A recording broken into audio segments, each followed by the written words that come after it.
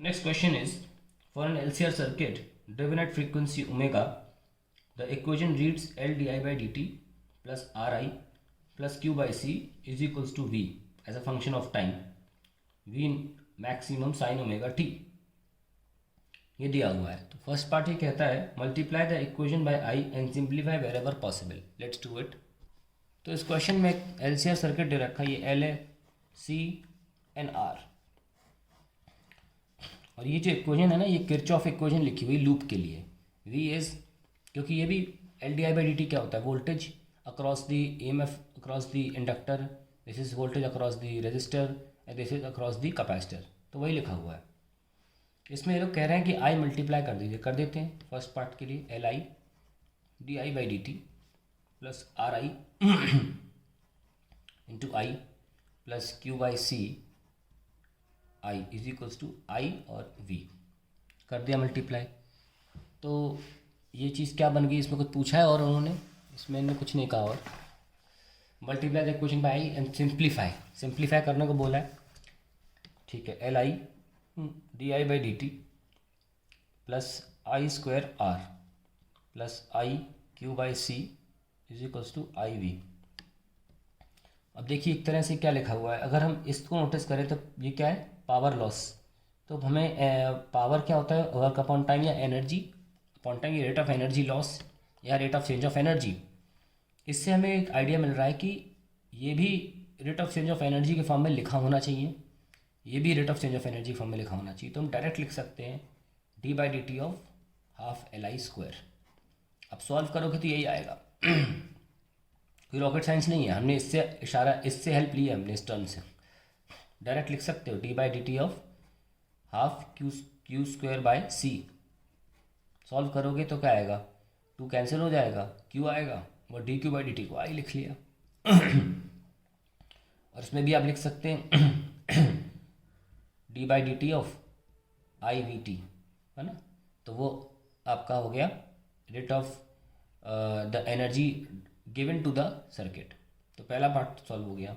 अब दूसरा पार्ट क्या कहता है, दूसरा पार्ट कह रहा है इंटरप्रेट ईच टर्म फिजिकली। वो तो बता ही दिया मैंने, D by D T of 1/2 L I square, ये क्या है, rate of energy stored in, change of energy stored in inductor, d by dt of 1/2 q square by c, rate of change of energy in capacitor,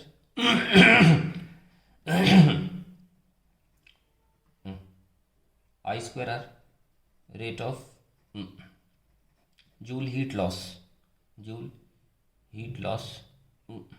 in resistor, and finally IVT क्या है, rate at which energy is given to the circuit। मैं लिखता हूँ यहाँ पे IV d by dt of IVT, rate of energy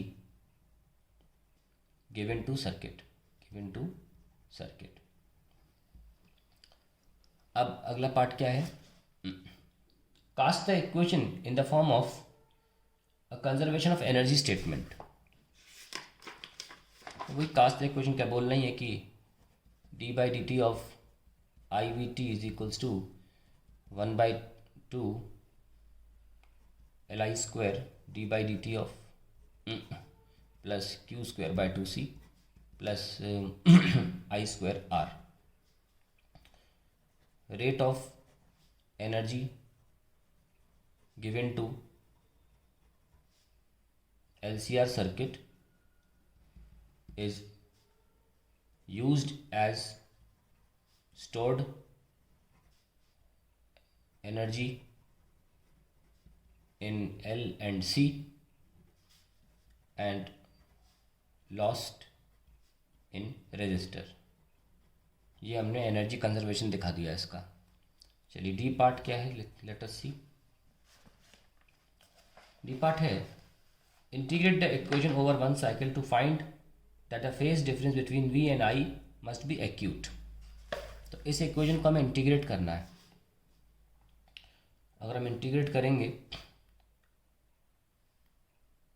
इसको equation को, suppose ये जो इक्वेशन थी आई वी डी टी, इसको इंटीग्रेट करा integration of D by D T of 1/2 L I square plus Q square by 2c plus I square R D T, इसको integrate कर रहे हैं तो ज़ीरो से कैपिटल टी टाइम तक, zero से कैपिटल टी टाइम तक। We know that this is a constant. जो एनर्जी इन इंडक्टर और कैपेसिटर किसी भी समय पर कांस्टेंट होती है, तो ये टर्म तो ज़ीरो हो जाएगा, तो zero plus I square R D T एक पॉजिटिव टर्म आएगा, नेगेटिव आ नहीं सकता। और हमको पता है कि आई वी डी टी का इंटीग्रेशन जो आता है वो आता है एक तरह, वो आता है I V E V cos phi into capital T divided by, I think divide नहीं करना पड़ता, हाँ ये आता है सॉल्व हो, क्या आपको एवरेज पावर का आई होप डेरिवेशन याद हो, ये सॉल्व हो कराता है। तो ये एवरेज पावर, सॉरी ये वर्क डन है टोटल, अगर मैं इसको नीचे ले आऊँ तो वर्क अपॉन टाइम क्या हो जाएगा, एवरेज पावर। तो ये एवरेज पावर एक तरह से E V I V cos phi निकल के आता है, जो कि पॉजिटिव आ रहा है, यस और नो। और अगर एवरेज पावर पॉजिटिव आ रहा है, यानी कि E V I V cos phi अगर पॉजिटिव है, क्योंकि ई और आई तो नेगेटिव हो नहीं सकते, सो कॉस फाई क्या है, पॉजिटिव है, वो तभी हो सकता है जब फाई क्या हो, एक अक्यूट एंगल हो। तो that is the end of the question, ये प्रूव कर दिया हमने।